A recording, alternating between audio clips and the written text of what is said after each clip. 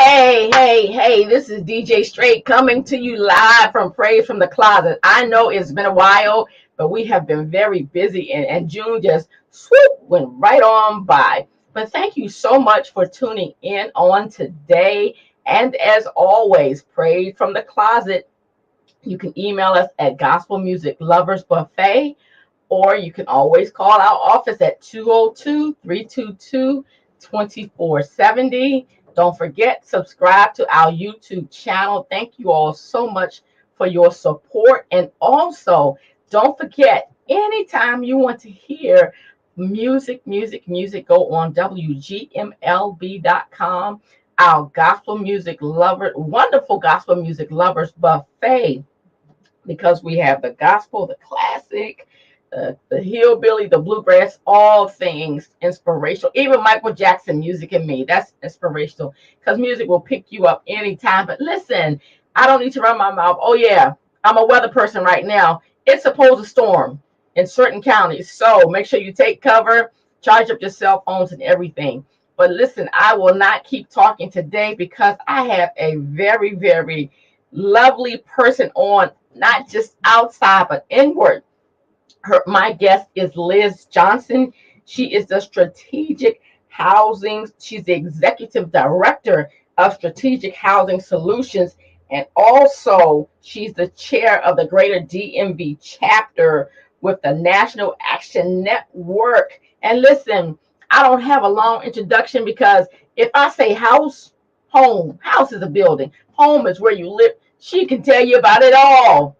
So I'm going to bring her on because I don't want to take up her time, but I am so glad that she decided to join us today. Welcome, Liz Johnson to Praise from the Closet Open Mic. How are you?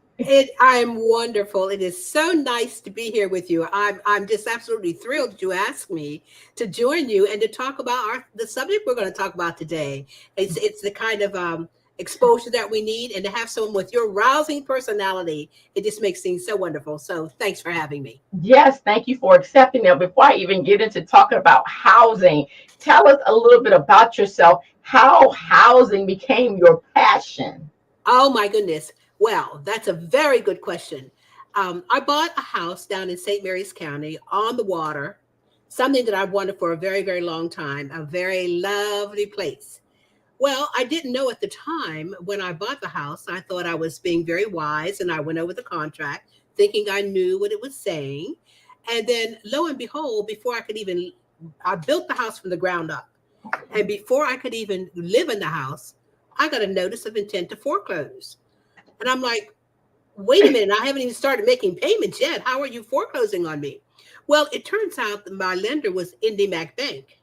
And IndyMac Bank may very well be the first, you may remember, was the first bank to belly up after the big financial crises. And what happened was the people who bought IndyMac Bank were the Donald Trump Secretary of the Treasury and some of his henchmen. They bought the loan. They called in all the loans. And it's like, well, I couldn't pay the whole loan. So I lost the property. Well, I was very irate because that was property that I really thought would be generational wealth for my granddaughter, et Wow. cetera, et cetera. And I'm like, wait a minute, what's going on here? Not only that, I had a small business where I worked with developers and architects and people in the building trades. And my clientele, they were losing their businesses like crazy, and nobody knew what was going on. So even the contractor that was building my house, he suddenly went from like eight trucks on the street to zero. And it was like, what is going on? Nobody knew. So as it turns out, you may know 18 million homes were lost throughout the United States, and mine was one of them. But I just was not satisfied with that. I mean, I felt so wrong. Like, what is going on here? How in the world can you foreclose on me when I haven't even had a chance to make the first payment? So I began to try to find out what happened and what went on.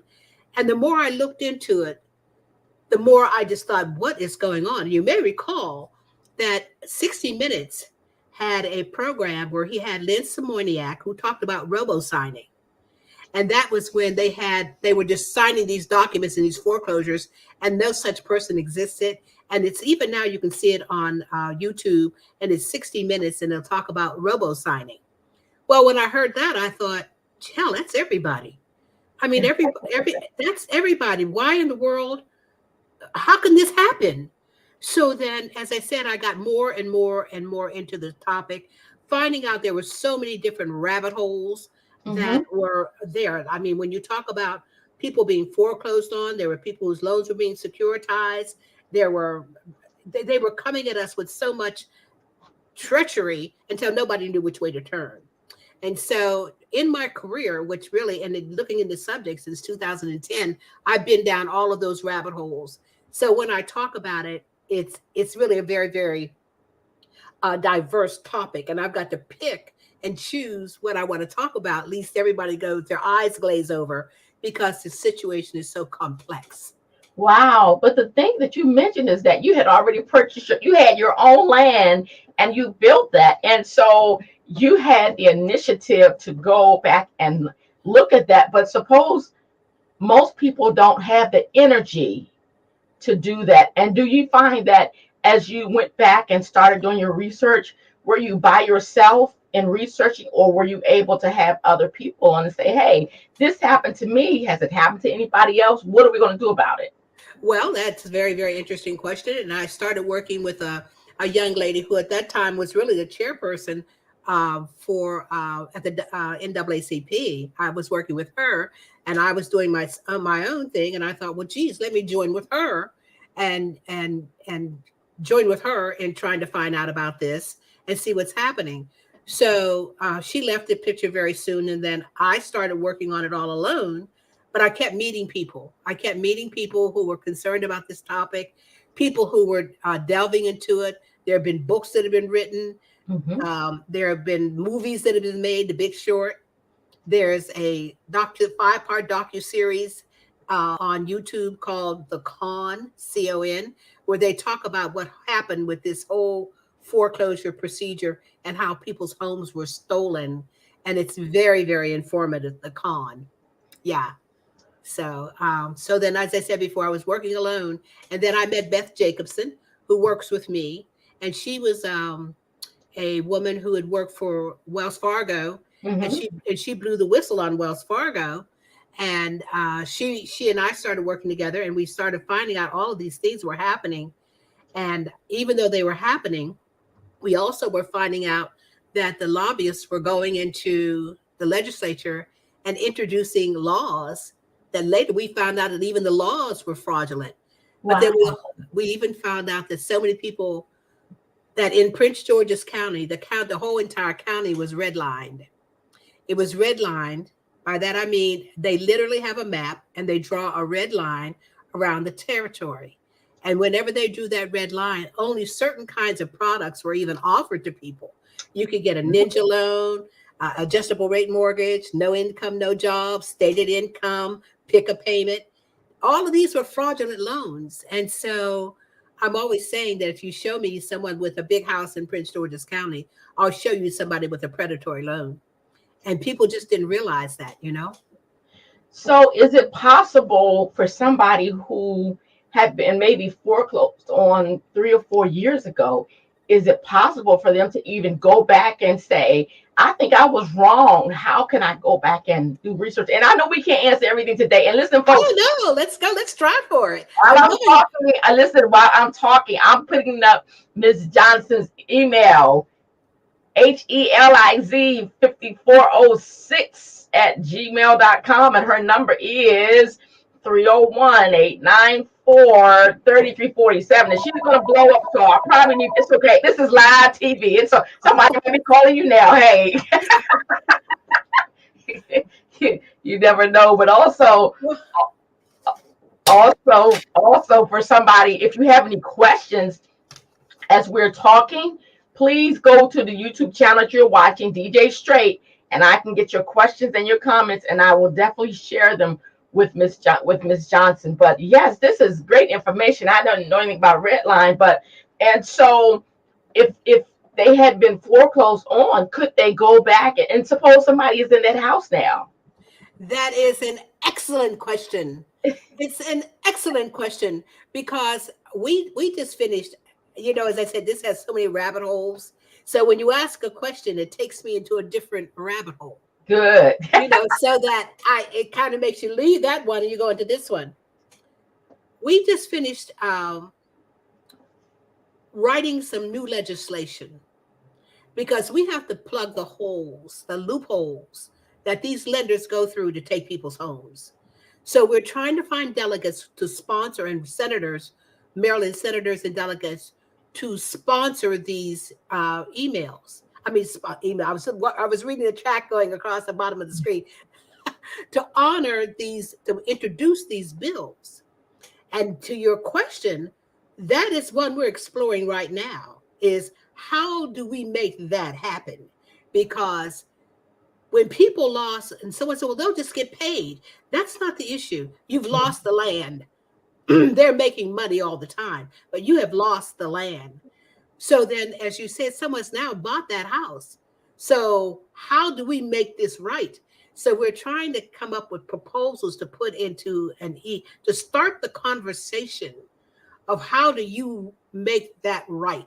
Because there are people who lost these homes that lost generational wealth. Yes. You see, and money will not be able, like in my case, I wanted my granddaughter to have the land, not money.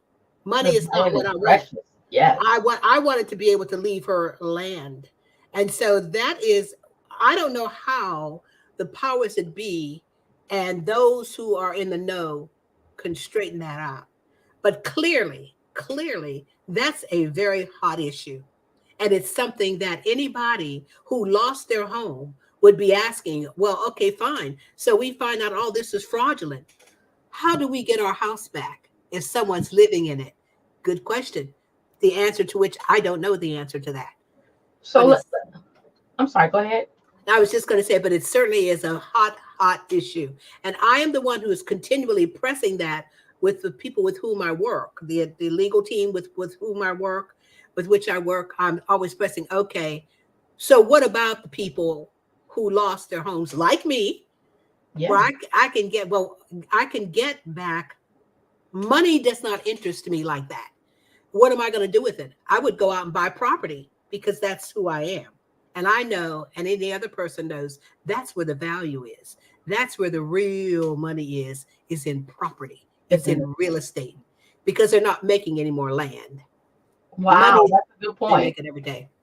That's a good point. So what you do as far as the executive director for strategic housing and solutions, that's just not limited to Maryland. That is nationwide. You could help somebody if they contacted you, maybe let's say in North Dakota. Would your information be able to be shared? You are asking such good questions. I'm so proud of you. I want to be like you somewhat as I'm growing up. We're going down another rabbit hole now. That's okay. We'll find those holes some more later on. There are state laws that everybody has, and there are federal laws that cover everybody. There is relief in the federal codes for people that we can use all across the country. As a matter of fact, I'm working with a number of nonprofits across the country. And I've been saying we all need to get under one umbrella. Yeah. Because right now we're all in our little rabbit holes. We're all in our little silos. And you're trying to do this, I'm trying to do that. What we need to do is to get together and decide how we're going to fight these foreclosures using federal laws. That way they can be all over the country. Anyone can use those laws. But there are TILA law, truth in lending laws, real estate laws that were federal laws that were broken all across the board by these Wall Street thieves. And so now we're saying, okay, let's talk. Let's see how we can get a momentum going. As a matter of fact, on the 16th of July, I'm sending out a flyer to ministers across the country. So I'm saying we have information and ways that we can help the people in your congregation that are being defrauded. Because trust me, it's African-American people and people of color whose homes they are going after. And so I have cohorts across the country. In Indianapolis, they're taking people's homes. In Milwaukee, they're taking people's Yeah. homes, and they're getting traction there. And so I'm working with the people in California who are getting traction there as well in terms of putting this across the country, Lynette, because the thing of it is that we're all separated, like, and so united we stand. And so we're trying to unite everyone who is interested in this topic so we can start singing out in one voice and having a um, major communications people talking about this again, because no one's talking about foreclosures anymore. Well, that was one of the questions I wanted to ask you. Please When do. you're saying we, who are the we that we need to get together? Because I don't see it on the ballots. I don't see the politicians campaigning about in their speech. They want to do schools and the police, and they want to do different things of that nature. But nobody that I've seen and I've been paying attention are talking about housing. You're going taking me down another rabbit hole now, I'm, but I'll go. I will go. And so it's one of the topics that I wanted to cover in other shows. okay. Let's talk about no. Let's talk about that because that is extremely important. On the flyer that I'm sending out to these ministers, the topic is take back our power, because we've given our power over to politicians. We go and we find out this is wrong and that's wrong, and then we go to a politician and say, now, Mr. Ms. Politician, what are you going to do about that? But no. We need to do like we have done. We need to write legislation, and we need to say to our representatives, here is what you're going to do about this.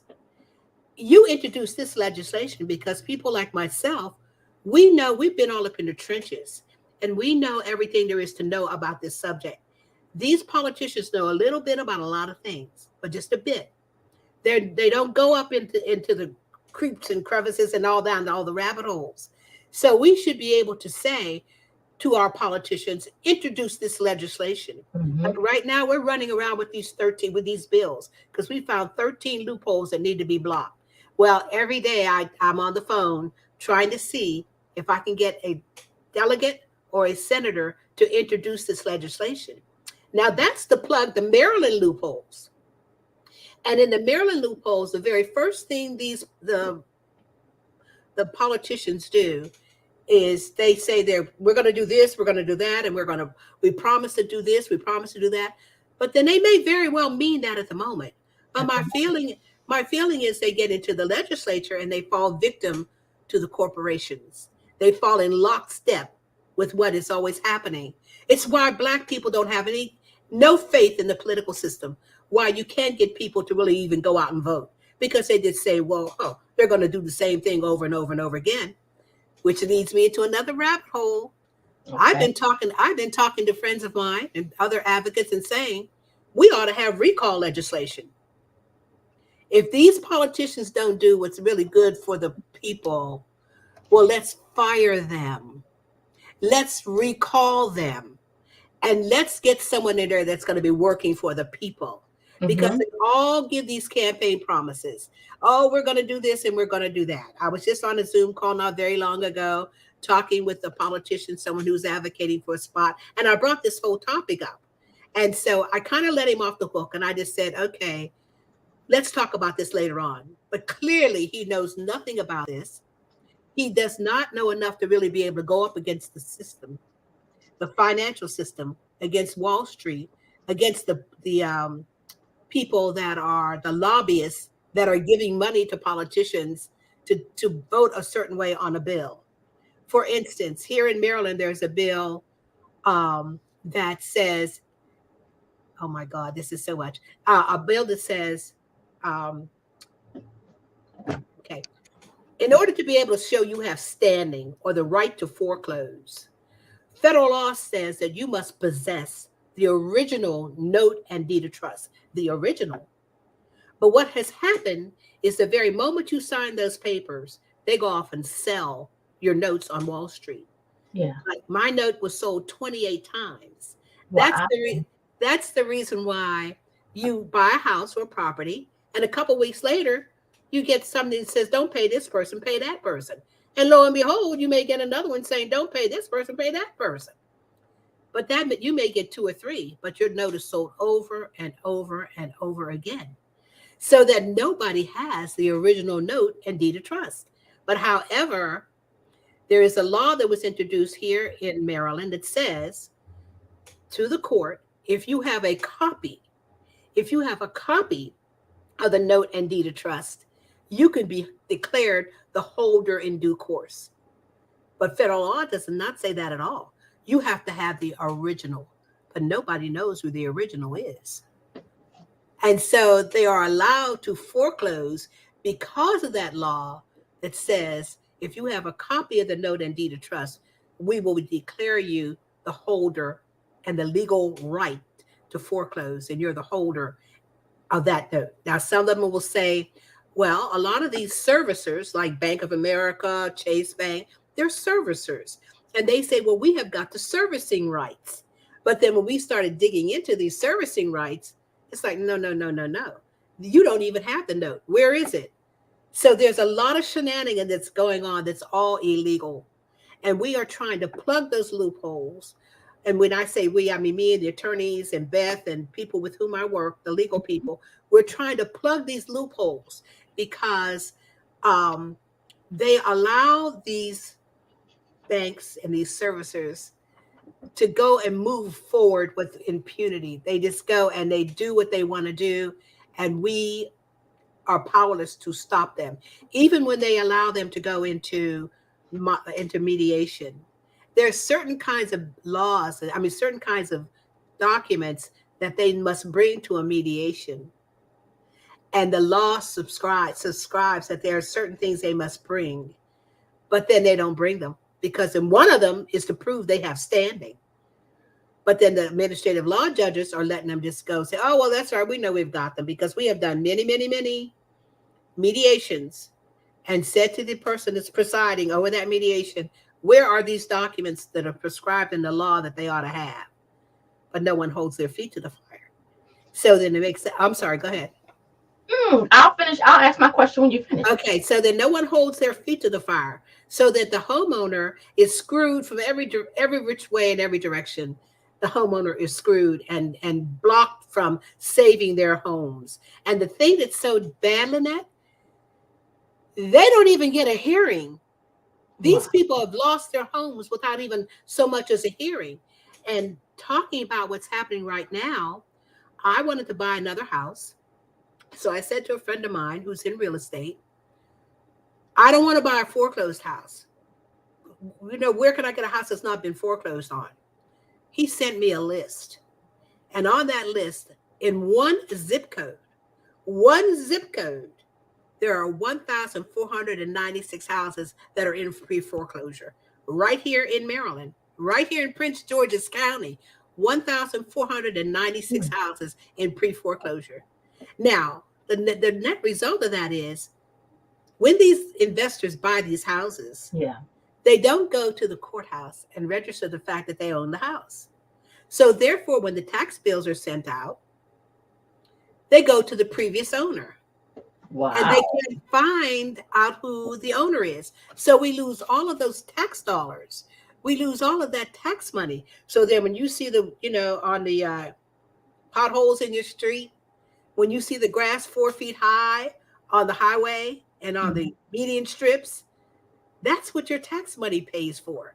But then these people are getting away with not even registering the fact that they own and are paying the taxes on these properties that they're taking. It is a very nefarious and very complicated dynamic that's going on. So do you see this happening to households maybe of a medium income and even maybe multi-million-dollar incomes, and not just the lower sections or the lower neighborhoods? I see you've done your homework, because I love it. Because I told you I've been on more podcasts than you can shake a stick at. But those are excellent questions. The only thing about it is it shows you all of these rabbit holes. Yeah. We have people really with six-figure incomes, people who sign these predatory loans, like adjustable rate mortgage. And they were beguiled into signing these mortgages. And it was the duty of the loan officer to vet people to make sure they could buy the property. So then you have people across the spectrum in terms of their ability to pay. And depending on how much money the person has, would depend on the kind of loan that they signed and the kind of house that they wanted. So, Mm-hmm. but you can believe that they've got a predatory loan. And we have people really, as I said, across the financial spectrum who have lost their homes. People with people who in DC sold their houses in DC and moved out to gorgeous Prince George's, they have been foreclosed on. I mean, even some legislators who signed modifications because that's what they were pushing. And everyone thinks everybody has a wonderful modification. So this is a non-issue, Liz Johnson. Nobody's talking about that anymore. Well, the modifications we're finding out have big balloon payments, where at the end of 25, 30 years, they've got to pay probably $200,000-$300,000 in one lump sum to own the house. But some people don't read those modifications, which can be very lengthy, and they don't understand the gotchas in those modifications. But they're like, look, I'm staying in my house, I'm here in my home, and so that's all I really want. And they're not paying attention to, nor are they aware of the gotchas in those modifications. They call it the fine print, and we don't have time to read the fine print because we're so busy. Oh, let me just go ahead and sign and sign and sign. But I think the ignorance is not on us as consumer all the way. A lot of it is on these legislators and people just trying to get over it because they're so busy trying to take. And like you said, they're not going to build any more land. They're going to keep putting homes and houses where the trees used to be, and you know, those types of things. And so there is no quick fix or no easy fix, but is there an organization that people can, you know, if they have the time or to take the time to say, let me go online and look this up. Even if you have a cell phone or don't have a computer, you can go somewhere and look up some information, because all of us know people who have either lost their homes from the 2008 bubble or even now, which was one of my other questions. I'm running together. We know the pandemic shut everything down and it cost, but was there not only businesses, but was there more people that lost homes during the pandemic or now because of the inflation? Well, you know, that's sort of conflating those two. We were talking about inflation and the pandemic, Okay, two different dynamics. correct. Okay. So that when you talk about the pandemic and all the people who did not pay their notes during the pandemic for job reasons, or just like, oh my, hey, this is great, I don't have to pay my note. So now the chickens are coming home to roost. And like, so now those 1,500 houses that I'm talking about, that's part of those 1,500 houses Wow. are probably people who did not pay their house note because of the pandemic. They thought it was free It's, money. and then not only that, I was just talking with someone from the Prince George's County government with the what do they call that program?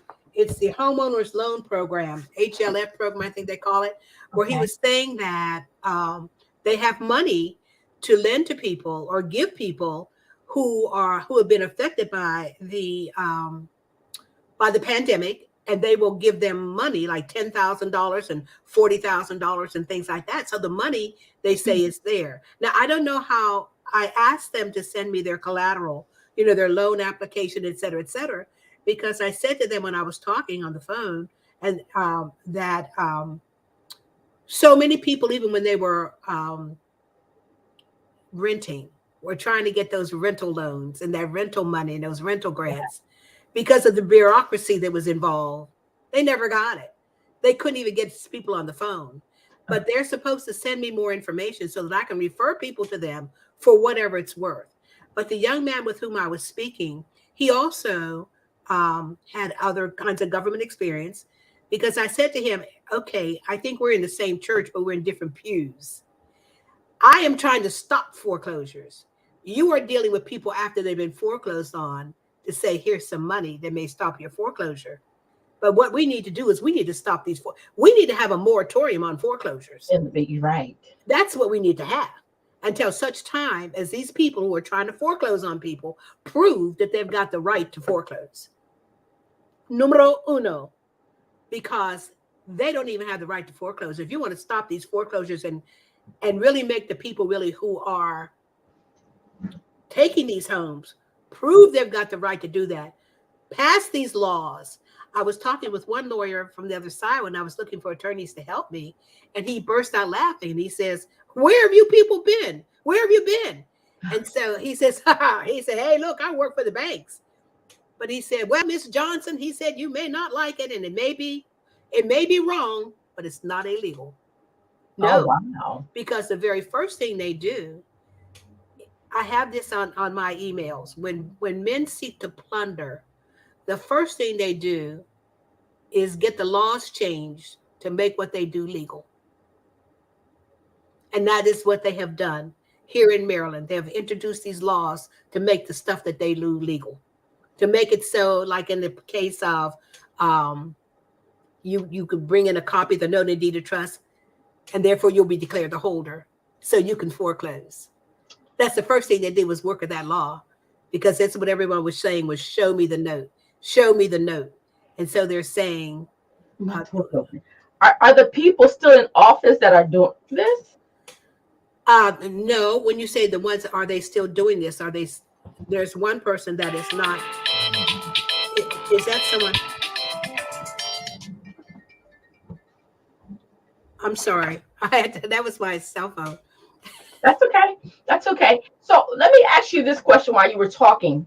How does the HOA affect the homeowner? Because I know one of my neighbors, I think that they have had a lien on their house probably 2 months or maybe 5 months after they came, because they said, well, I paid the HOA fees and this and whatever. Oh, I see you turning up. Yeah. I'm saying publicly, we have the worst HOA out here. No, you don't. Okay. No, you don't. I got the second worst, but go ahead. Those homeowners associations are a trip. That's a whole nother rabbit hole. Okay. Dealing with those homeowners associations, because they have got certain rights within the association that you don't really know why they're doing whatever they're doing. I'm telling you, it's a racket, Lynette. This whole thing of stealing homes is a racket. And that is exactly what we have been, the people with whom I work with and the advocates with whom I work, that is what we are fighting. That's why we've got to change these laws, because you would be shocked at the way that, at the loans, at the laws that they lean on that allow them to do what they do. And the fact that nobody's talking about this, Lynette. There's no hue and cry. You don't read about it. It's not online and everything. And so if you look at things like the con, oh my God, you will be so enlightened that what happened and how it's still happening again. So now with the moratorium being lifted because of COVID, they're coming back for another bite of the apple, and they are going to decimate this county. They're going to decimate Prince George's County, because when I went to my friend, he misunderstood me when I asked for this certain zip code. Then he turned around. It was 20744, I'll tell you. And so then he sent me 20774. So when I looked at that, by the time I realized he'd given me the wrong zip code, there were like almost 2,000 houses that were on a listserv. So I don't know what that means when it says on a listserv. And I have a feeling that these are houses that may be in danger. And I've not been able to reach him to say, what does this mean when these houses are listserv? But there are 1,498 houses in zip code 20744 that are in pre-foreclosure. I mean, can you imagine when, and if these people don't assert a defense within 15 days, they can rack it up. It won't be long. They'll go through the process, but when all is said and done, your house will be taken. Yeah, because the thing is, if you get a foreclosure notice, the first thing you're going to do is panic. oh my goodness, how did I get this notice? What am I going to do about it? And then when you become desperate, you start making desperate decisions, and somebody knocks on your door. Hey, I saw that you got a foreclosure notice. We're here, foreclosure notice. We're here to help you. Just pay us $10,000 and we can make it better. And then you're doubly in danger because you believe somebody who had on a kind of like white shirt and a black suit, a couple of shoes that were shined, or a female with a nice purse. It's so sad that this kind of thing is happening. But you talked about Prince George's County a lot. But what about St. Mary's County or Charles County? Even Montgomery County, Gates is you see, I'm so excited to be talking to you about this, and so forgive me if I'm all over the place. But then go ahead. All of these things you talk about, as I said before, each one of these rabbit holes has its story. Each one of these things, like when you talk about the HOA, there's a whole story behind that. When you talk about securitization, there's a whole story behind that. And the one thing that people need to know, and we've been doing seminars like this, and it's one of the seminars I want to have, is the timeline. Because when you get that notice of intent to foreclose, you're right. People don't know what the hell to do. And when they go to attorneys and say, oh, well, let me see if I can get you a modification. And a lot of these attorneys don't know nothing about foreclosure defense. It is not something they taught in the schools. They may have taught corporate law, criminal law, domestic relations, but they didn't teach foreclosure law. And so therefore they don't know anything about it, but you feel like you're in the arms of an attorney that surely they know what to do. But all they do is they try to get you a modification, unbeknownst to them that the modification is going to be 10 times worse as everything else. So, but like you're saying, people don't know what to do. And it's why we are trying to get these laws changed, and why we're saying, give us a call. Let us see how we can help you, because they have, as I said before, 15 days from the time they get the notice of intent to foreclose. They have 15 days to assert a defense and say, I don't want to be foreclosed on because, and you've got to be able to have a defense, and it's got to be a lawful defense. That's why these laws have to be changed, because no matter how desperate you think it is, and no matter how right you think you are, and what a good defense you think you have, if it's not lawful, you're going to lose the house. It's almost like putting milk in soggy cornflakes. It's not going to bring the crunch back. Oh, I like that. I just thought of that. I just thought of that. Good on you. I don't eat cornflakes like that, but I remember it being soggy. But this is I guess this is the thing, is where is the starting point? I mean, even if you're not in trouble with foreclosing or close to it, what type of protection would you have, especially for people who are maybe first-time homeowners? They've been renting for 30 years and they have become first-time homeowners. What type of protection? I don't know. It depends on the note that they signed. Some of the stuff they've taken out because like even when you have the title companies tell you, oh, this note is free and clear and it's okay, but it's not, because they don't know. There's a book that was written called Chain of Title. And what it is that anytime someone buys a house, they're supposed to go to the jurisdiction where the property is, and notify the homeowner, notify the world that I own this house. But that's not happening. So that the chain of title is broken. And even with a broken chain of title, it's a defense against foreclosure. But people don't know that. They don't know about the chain of title. And so when you ask that, and first-time home buyers, you really wonder what kind of note did they sign? Was the chain of title broken? They don't know this kind of thing, the average person. But these are the things that we have found out when we've been up in the weeds. And so the chain of title is broken. That's a defense. Okay, so let me go with this one. What about when you attend some of these classes about purchasing home? Well, I've never attended one, but I guess I need to. And so why did you ask that question?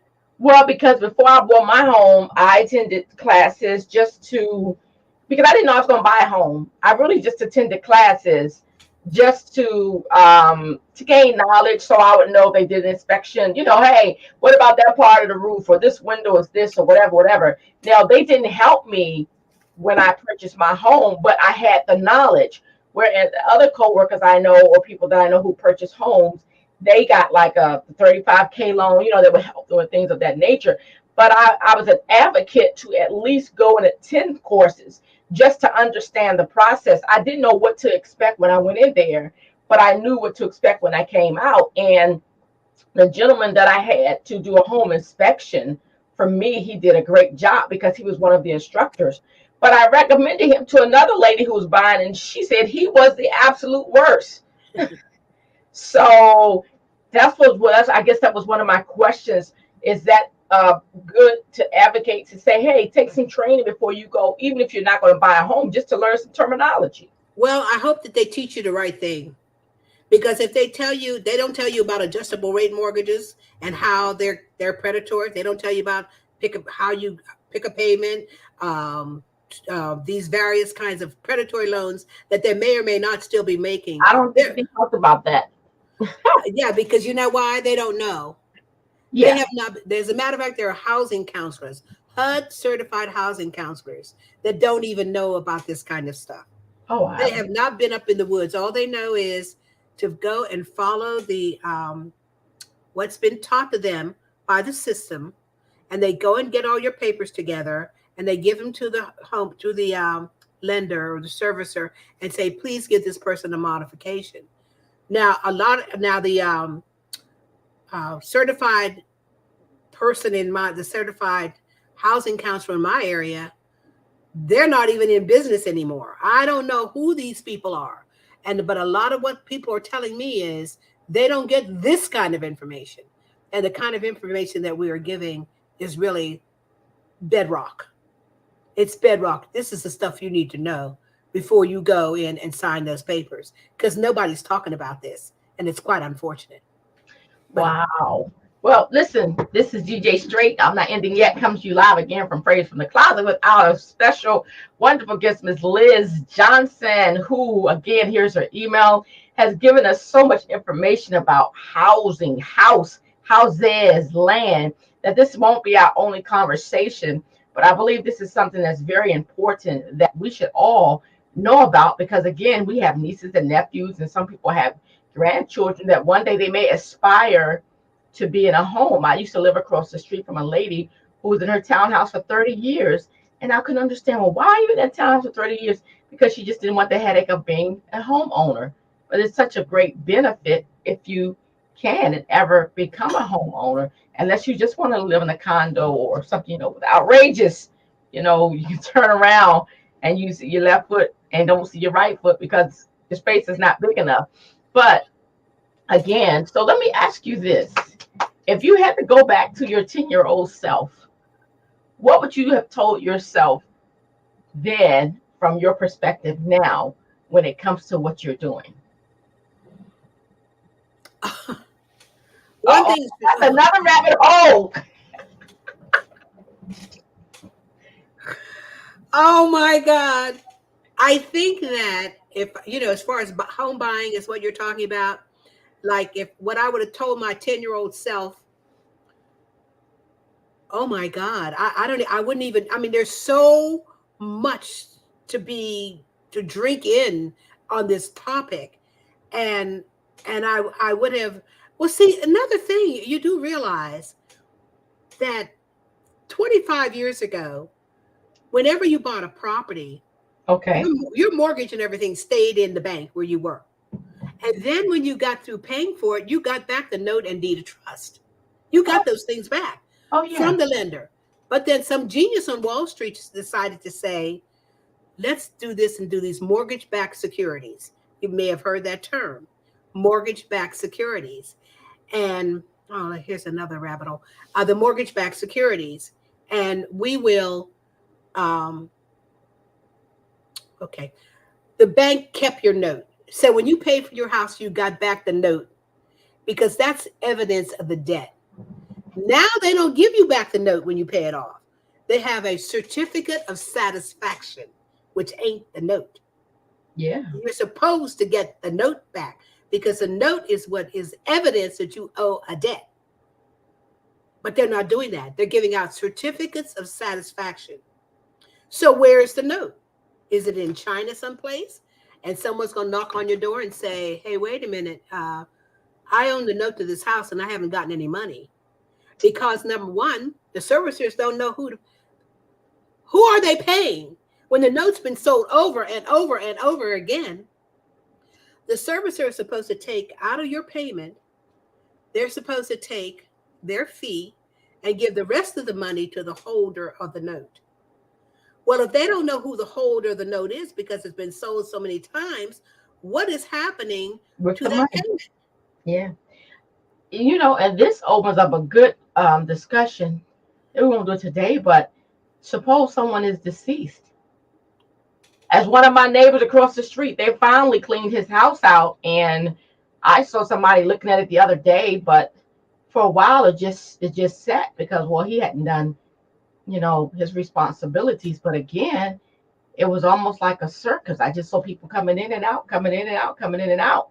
But in his case, I guess they did what they're supposed to do since they're showing it now. But that's another rabbit hole that we're going to have to talk about at another time. Oh So, my goodness, I'm having such fun.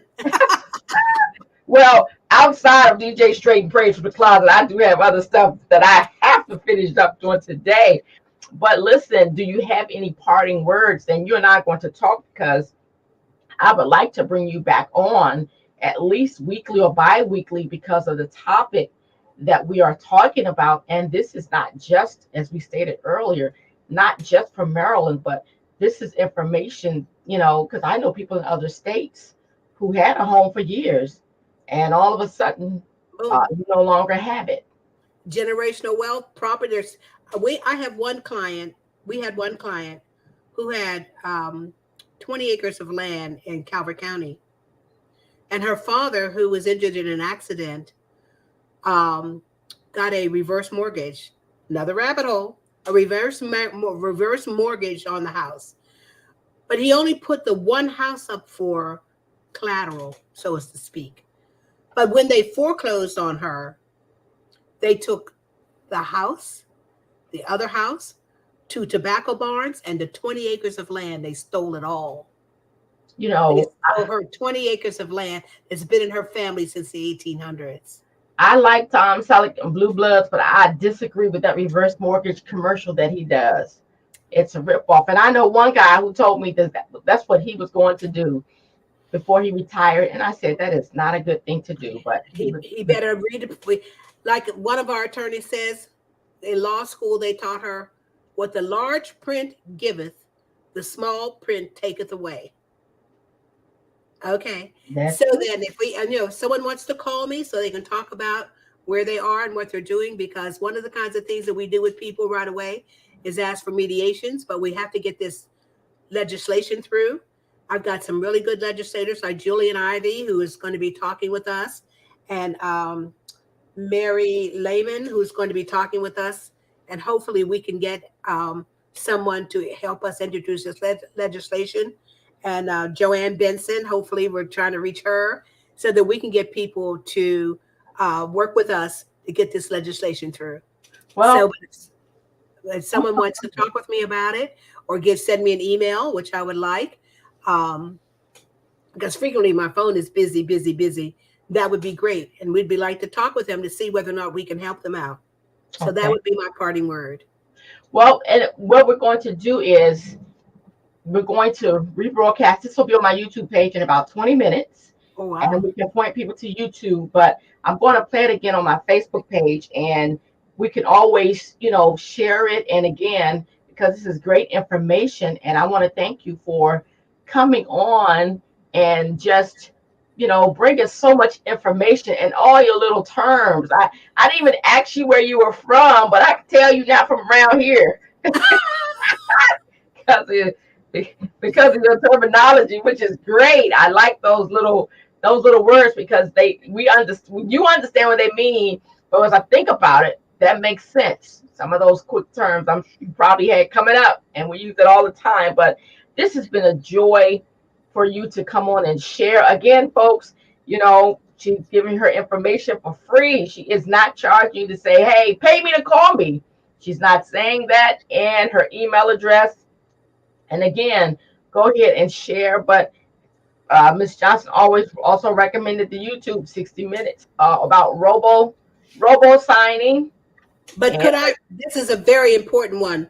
The Con, CON. It's on YouTube and it's a 5-part docu-series. That is the most important one to watch. The Con. we will And share this. Let me get my pen. I just will, watch The Con and you will be so enlightened about what has happened. It will blow your mind because the producers called me and asked me had I seen it, and I hadn't, and it took them 3 months to get me to watch it because I thought we knew everything. But when I watched The Con, you'll see the red and black letters, with the guy saying, you know, it was a 5-part docuseries. It took them, it was 5 years in the making, where they went all up in the weeds to show you what happened, how your house was stolen. It's important so that you will see how Wall Street was screwing people. I'm sorry to interrupt you, Lynette, but that was important. no, Yes. that's fine because, like I said, I'm going to share some of this information on my page. But I just wanted to thank you again. And what I normally do is I will sign you out, but don't leave the studio. Once I take you from off scene, Okay. I come back and do just a little wrap up with you. Thanks So so much. again, I'll be thank you. waiting. I'll be right there. Right now, I think I'm getting ready to choke. Take care of yourself. We need you. Okay. All right. Okay. Hey, this is DJ Straight, and this was a great interview with Miss Liz Johnson talking about the housing market again. I have ran her information up and down, her email address. Share it with people so they will understand. You work hard, you work overtime, you work 2 or 3 jobs to get a home, only to find out that you're not going to be able to keep it. But again, this is DJ Straight from Praise from the Closet. As always, subscribe to our YouTube channel and visit our website, WGMLB.com, where you can hear great, great, great music. And we are working on some other shows coming up for the summertime. We are getting back in the pocket. So until you see us on again, please take care of yourself, stay hydrated, and by all means, enjoy life. You only have one to live and enjoy it. So, this is DJ Straight signing off until next time.